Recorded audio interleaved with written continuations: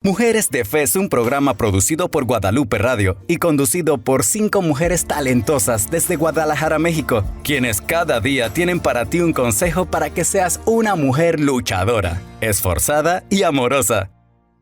Ya estoy aquí de regreso. Gracias por continuar conmigo aquí a través del 87.7 de FM, Los Ángeles, San Diego, Tijuana, California y mundo entero. Estamos platicando sobre el origen de todo este tema que tiene que ver con nuestros jóvenes, con nuestros adolescentes de ideología de género.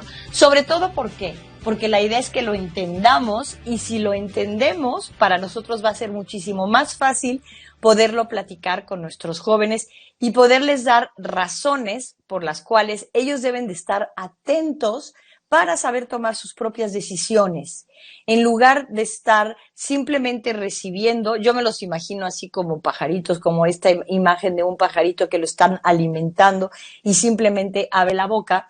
Entonces, ayudarlos a que no simplemente lo reciban y lo acepten porque está en todos lados, sino que tengan la capacidad de decidir, la capacidad de razonar, y entonces ya podrán saber qué es lo mejor para ellos. Entonces, bueno, volviendo a este tema, ¿cómo ha sido? Todo este tema en el que nos encontramos ahora, ¿ha sido persuasivo? ¿Ha sido impuesto? Bueno, la verdad es que yo te comparto diciéndote, creo que ha sido persuasivo. ¿Por qué? Aquí aplica muy bien esta pequeña fábula o no fábula, imagen, leyenda, tampoco es leyenda, este pequeño cuento, y que todos sabemos que es real, de una rana en la cual, si tú tienes un bowl, si tú tienes una olla de agua hirviendo y metes a una rana, la rana inmediatamente va a saltar porque va a sentir el agua hirviendo. Sin embargo, si metes a esa misma rana, la metes en agua y esa agua la vas calentando poquito a poco y ella no va sintiendo estos cambios, al final del día la rana muere quemada. Entonces, ¿qué nos dice esto? Claro que tenía que ser persuasivo, tenía que ser con una ingeniería verbal, con una ingeniería social muy clara y muy bien organizada. Entonces, ha sido persuasivo, porque ha ido dando poco a poco la apariencia de ser inofensivo, pero las consecuencias que ha ido teniendo son alarmantes.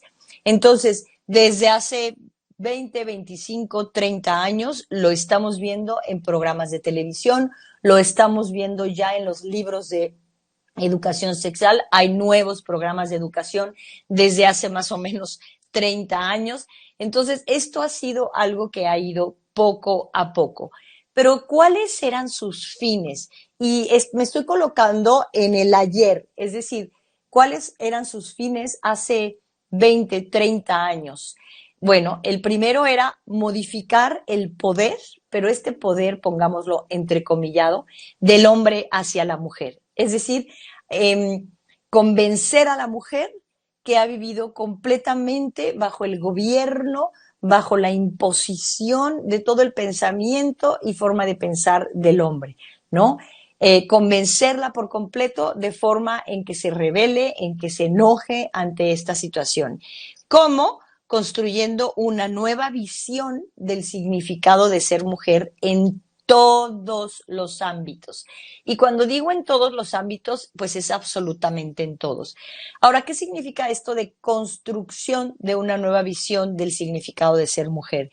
Yo quisiera que pienses tú en la diferencia entre cómo pensaba una mujer hace 40 años y cómo se define una mujer hoy. Creo que en muchísimos de los casos ha sido correcto el avance que hemos tenido cuando se trata de, obviamente, tener los mismos derechos, también las mismas obligaciones, también en el ámbito laboral, etcétera, etcétera. Todo esto como seres humanos definitivamente también valemos lo mismo. Todo esto es correcto. Pero esta construcción de una nueva visión del significado de ser mujer aplica a terrenos que van mucho más allá del derecho al voto o del derecho a un mismo sueldo o a una misma posición laboral.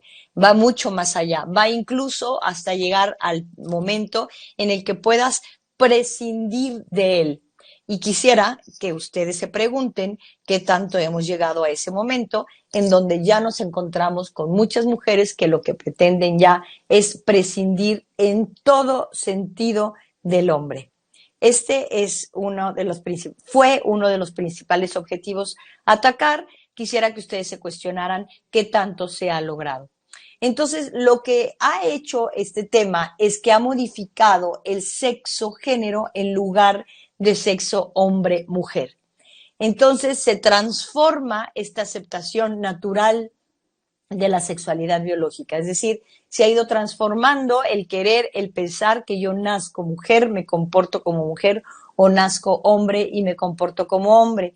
Y se convierte en una decisión de la actividad humana como una construcción que yo voy a hacer. Es decir, no tengo por qué estar sujeto a aquel sexo con el que siempre hemos nosotros definido, en el cual nací, hombre o mujer. No tengo que estar sujeto a él. Pero preguntándonos qué es una ideología, una definición muy simple de qué es una ideología, pues es toda creencia adoptada que controla el comportamiento colectivo.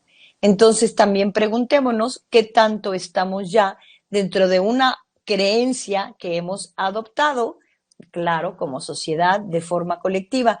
Y es una dictadura, porque todo aquel que se oponga a este tipo de creencias es descartado, es eliminado o es considerado como retrógrada. Entonces, el ejemplo es muy sencillo. Si yo, Pati, llego y digo, la verdad es que yo defiendo, creo fielmente en la familia tradicional, creo fielmente en que el hombre tiene ciertas características, la mujer tiene otras y somos complementarios. Creo fielmente en que la unión de un hombre y una mujer, lo que resulta de ella, no debe partir de la competencia, sino que debe partir justamente de la complementariedad. Si yo digo todo esto, resulta que inmediatamente seré descartada o seré considerada como retrógrada. No me estoy basando en mi fe, no me estoy basando simplemente en algo que creo. Yo, mis argumentos los quiero basar en ciencia, en biología, en anatomía, en pedagogía, en psicología. Entonces, es muy importante que nosotros tengamos estos argumentos. ¿Para qué? Para entonces poder dialogar de estos temas con nuestros jóvenes, con nuestros hijos. Entonces, los alcances y peligros fueron muchísimos porque se pretendía reelaborar los conceptos de hombre y mujer, de la vocación a la que estamos llamados y también la forma en la que nos relacionamos. Esto, el reelaborar el concepto de hombre y mujer, la forma en la que nos relacionamos, la forma en la que trabajamos, etcétera, etcétera, ha afectado directamente el concepto que tenemos hoy de sexualidad, de matrimonio, de vida y de familia. Entonces, todo lo que estamos viendo no es más que una consecuencia, todo lo que se ha venido afectando por la imposición de esta ideología a partir ahora les platicaré, de una reunión en Beijing hace más de 35 años. Entonces, el género, ellos dicen que es una construcción cultural y no natural. Es decir, se afirma que el género tiene que ver con aquello que yo me identifico y no aquello con lo que yo nazco. Entonces, este es un programa que ha sido muy bien elaborado para reconstruir una sociedad imponiendo una nueva forma de ver y de vivir la sexualidad. Cuando yo hablo de este tema, sé que surgen muchas preguntas y sobre todo surgen muchos porqués. Y básicamente, sin extenderme en la respuesta, quisiera que te preguntaras qué haría una farmacéutica sin anticonceptivos, qué haría una farmacéutica sin todas las medicinas que hay para enfermedades de transmisión sexual, qué haría una farmacéutica sin poder vender todo tipo de preservativos, etcétera, etcétera. Es decir, la industria del aborto, hay un gran interés económico detrás de todo este tema y también hay un gran interés que tiene que ver con poder y con influencia sobre una persona. Es decir, en la medida en que yo te hago sentir libre, entrecomillado, eres mucho más mi esclavo porque te voy vendiendo todo aquello que yo te quiero vender. Para esto hago un paréntesis recomendándoles un libro que me parece extraordinario. Acaba de salir hace apenas unos meses y se llama La batalla cultural. El autor es Agustín Laje. Es un libro que te va a servir muchísimo para entender cómo estamos realmente en medio de una batalla cultural.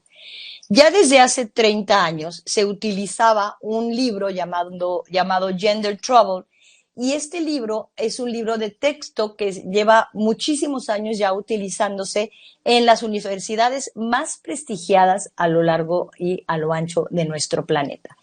El impulso de todo esto fue en la Cuarta Conferencia Mundial de la ONU en Beijing en 1995. Estoy hablando hace 27 años que se dio un impulso a través de muchos millones de dólares en donde se repartían en los diferentes países, claro, pertenecientes a la ONU, imponiendo este tipo de educación sexual en todo el mundo.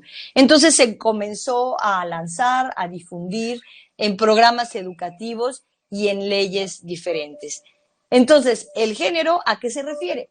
El género se refiere a las relaciones entre mujeres y hombres basadas en roles definidos socialmente que se le asignarán a uno o al otro. Es decir, hay la posibilidad de construir socialmente el rol sexual y se sustituye de forma inmediata al sexo hombre y mujer.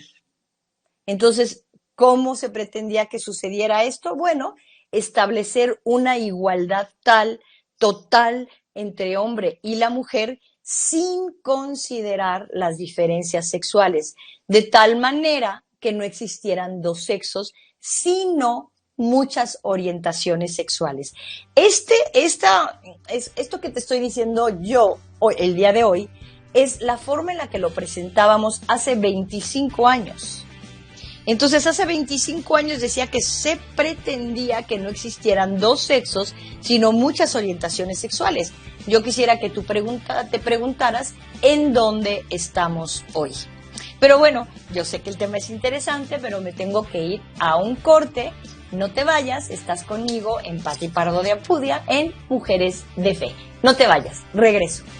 Para continuar aprendiendo de este programa, descarga nuestra aplicación de Guadalupe Radio sin costo. Registra tus datos de manera sencilla y continúa creciendo con nuestros contenidos para ser una mujer de fe.